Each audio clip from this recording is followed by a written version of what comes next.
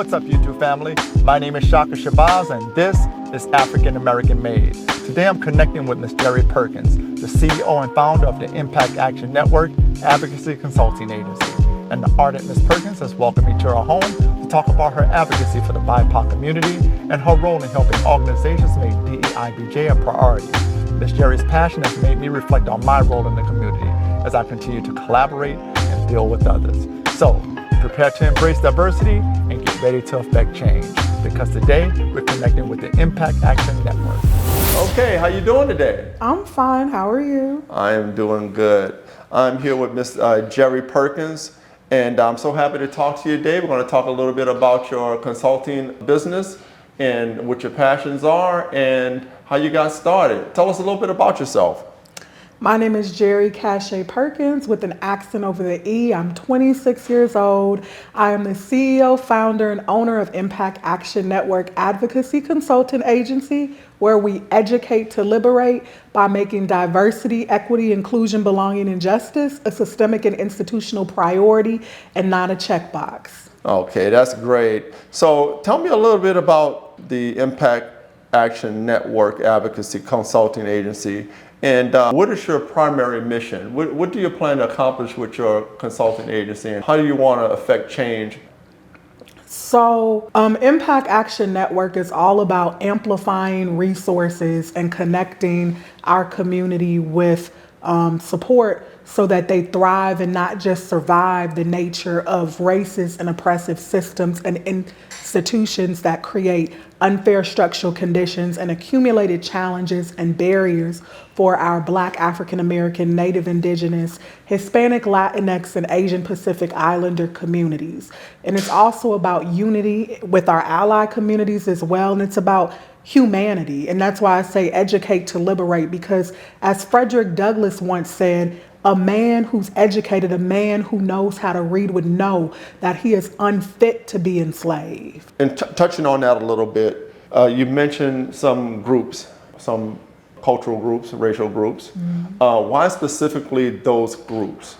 Yeah, so as a master's level social worker, BIPOC, Black, Indigenous, people of color is a term that is used to group together communities of color or people of color. And I just recently saw on social media, our Aries Media, excuse me if I'm not pronouncing her name correctly, but she does a lot of anti-racist, anti-oppressive work. And, you know, she made a very profound post that we have to stop grouping people together. So we have to be able to look at each individual's identity, each community's identity, and allow that individual and community to subscribe an identity to themselves based on the intersectionality of their identity, race, ethnicity, gender, socioeconomic status, sexual orientation, gender identity. So those groups, I mean, as a Black woman, I'm very passionate about my people, and I'm also very passionate about other people of color. So my Native Indigenous, Hispanic, Latinx, Asian Pacific Islander, brothers and sisters, like, it's about us coming together. Okay, so I guess what I'm asking is, why specifically those racial groups?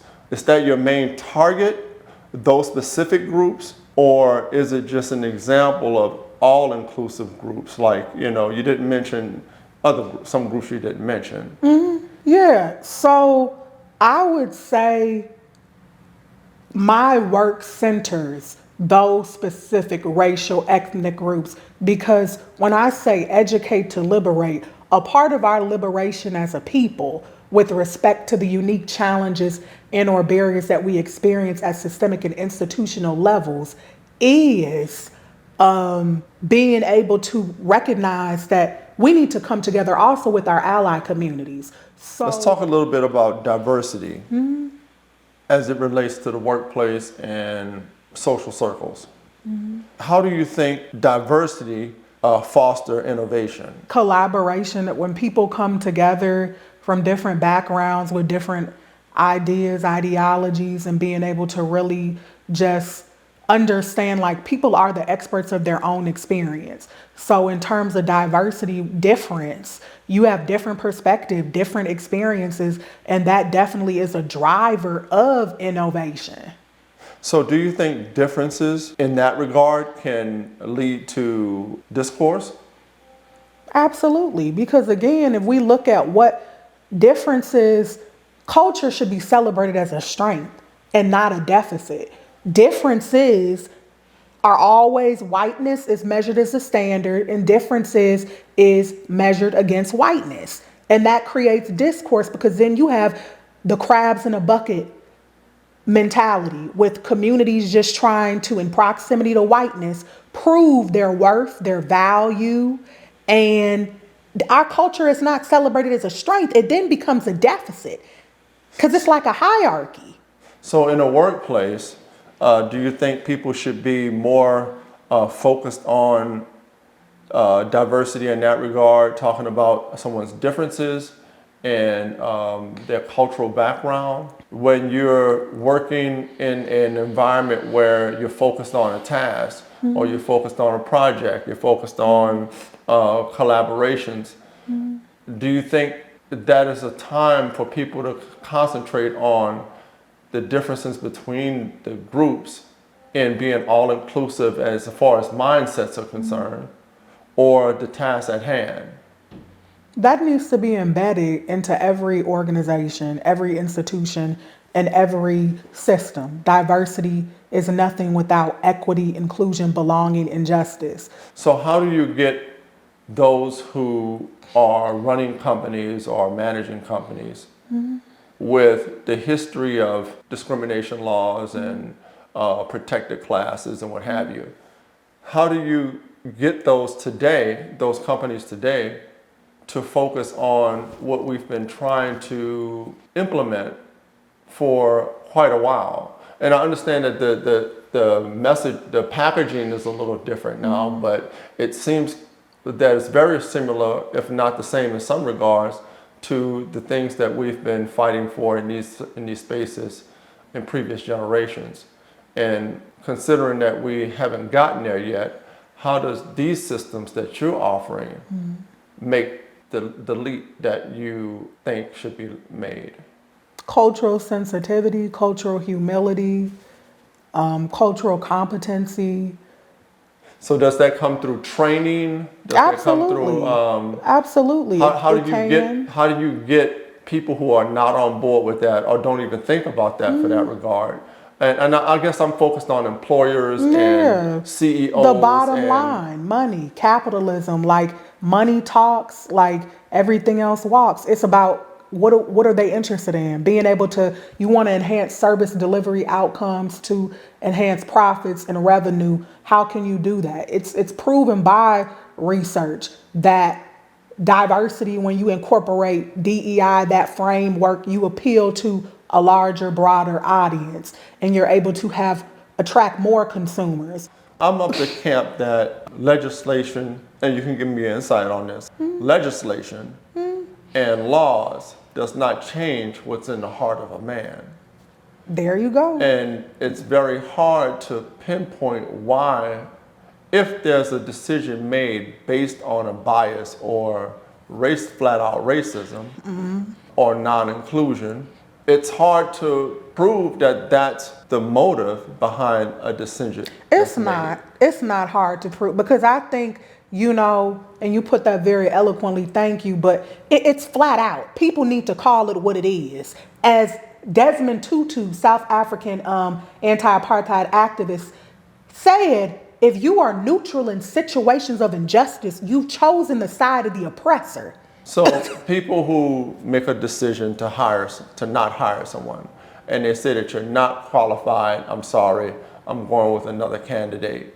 But in their heart, it's because they really don't want to hire another call it Asian what person. it is. Yeah. So how do you identify that when you can't prove that? You can. It can be proven. People don't want to prove it. And that's the thing, the political correctness, the people, and even within our own community, people are so concerned about the order of things being disrupted that people like myself, who may be seen as radical or militant or finding solutions outside of systems to create change, we fight and we fight and we fight until we get to the point where we stop fighting and we say, We got to do things our own way. And that's what Birth Impact Action Network, I knew as a Black woman in the United States of America, in the state of Arizona, I wasn't going to be able to fill my purpose and align myself with my purpose if I did not start thinking radical, if I did not start taking an accountability lens and solution-focused approach holistically. So how do you get companies or organizations that are struggling or having issues with diversity and inclusion? How do you educate them? What tools you use to go in and identify certain problems, educate, and then help to implement any system that needs to be put in place to address those issues? Identifying solutions, solution-focused lens and accountability lens, solution-focused approach is the center, the foundation of my practice as an activist, as a journalist, as a social worker, as a human being. We gotta stop looking at blaming the victim and looking at the deficits mentality, all these disparities that exist, and start getting to the root of pervasive systemic and institutional issues that is built on racism, that is built on oppression. When you're in an organization and they ask you to come in to address some issues among staff, co-workers, how do you talk to the workers? And I'm talking about like the upper management, middle management, but among the workers, and how to have a cohesive work environment and to address some of those inclusion things that you outlined. How do you talk to them about that? Empathy. So I mean, I'm all about social empathy, and that means from every perspective, being able to understand their experiences. As a master's level social worker, I mean, I started off as a behavioral health technician, working in houses with individuals who have serious mental illness. And I started off working with children in the child welfare system, you know, working in group homes, behavior coaching. So it's like the fact that at a young age, I had these experiences after graduating from college as I was getting my foot in the door. I know what it's like to be direct care. I know what it's like to be, you know, lower level management, and how things work from up, top, down. They really need to work from the bottom up, because boots on the ground, the people who are doing the work are on the ground. And just understanding when you're with employees, being able to relate to their lived and shared experiences. As a MSW, like I was there, I did that. I know better than any of them. We're in this together. So the Impact Action Network Agency, where do you see it going from here, and what do you want it to look like for you in the future? I would love Impact Action Network to partner with and to amplify other Black, African-American, Hispanic, Latinx, Native, Indigenous, and Asian Pacific Islander businesses by providing a network of resources within a diversity, equity, inclusion, belonging, and justice DEIBJ framework, in the form of resource guides, in the form of amplifying initiatives, by utilizing my background in journalism and social work as an advocate, as an activist, as an educator. Stay tuned, because that education doctorate is loading, so stay tuned for that. I'm speaking it into existence. But just being able to use Impact Action Network, have a therapy sector so that I can provide therapeutic services to my community, and to amplify young people, young women, young men, who identify as Black, African American, Hispanic, Latinx, Native, Indigenous, and Asian Pacific Islander, by helping them, just empowering them to navigate systems and institutions and thrive, and not just survive those racist and oppressive systems of higher education and institutions of academia. Because not succumbing to the burden of Black or BIPOC fatigue means being able to connect, seeing representation in curriculum delivery, culture, and Impact Action Network. That's why we educate to liberate, to do just that. We can go anywhere, and as an MSW, I can create a needs assessment and a framework for pretty much any corporation, institution of higher education, whether it's a church group, business, to be able to empower, to be able to educate, to liberate. You know, I've already started working with Dr. Jessica Peterkin, MD of Brenton, or dentistry, doctorate of dentistry, Brenton Family Dental. Oh, that's beautiful. So do you start with, in other words, do you start from the top down, or anywhere inside the organization spectrum that they feel they need the most help? I do a consultation, free consultation, and just listen, actively listen to what, you know, their story. It could be personally, it could be professionally, holistically understanding what the needs are. From there, I assess and evaluate, do a needs assessment, and how can I bridge the gap with my different skills. For, you know, Dr. Peter, a resource guide to provide Black mothers who are teething with resources for the Black Motherhood Initiative, to be able to educate them on how to meet their children's needs naturally, and her ministry of dentistry and nonprofit, Teeth and Tata. So also getting a social media, presence. She has a great presence. So how I come in as a consultant, how can I make your job easier? You know, being a wife, a mother, a businesswoman, being able to provide her with the outline and just a guide on how we're going to make her vision. I'm a visionary, so being able to make other people's vision come to life is a passion of mine.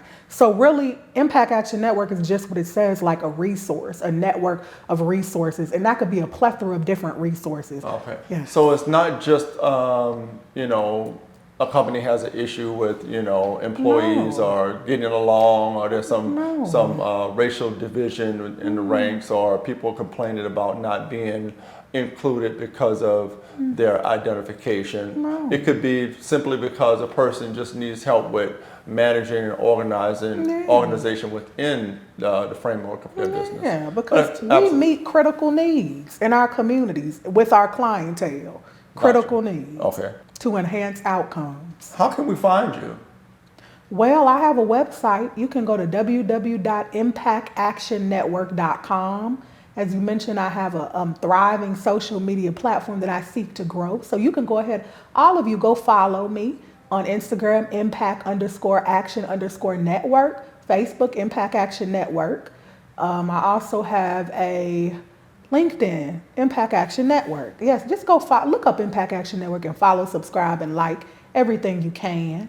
Okay, great. Yes. And what would you like our viewers to know about you? Well, I would like our viewers to know that I am the communications coordinator, new communications coordinator for the Black Mothers Forum Incorporated. In that role, I seek to amplify the voices of our Black children, mothers, families, educators, and communities, and our initiatives as well. And I'm just grateful and thankful for all the Black women and men and my family, my parents who came before me, my ancestors. Everything I do is to make my ancestors and God proud. And I just strive to be better every day and to not let challenges become barriers, because if they did it, you know, if they can do it, if he can do it for them, he can do it for me too. And I'm just so grateful to my Lord and Savior, Jesus Christ, my creator and higher power, for just keeping me grounded in the midst of all this journey we call life. Okay, great. All right. Well, thank you so much, Ms. Jeri Perkins, for spending your time with me today. I wish you success in your endeavors, and this has been a very pleasurable interview. Thank you so much. Thank you, Mr. Shaka.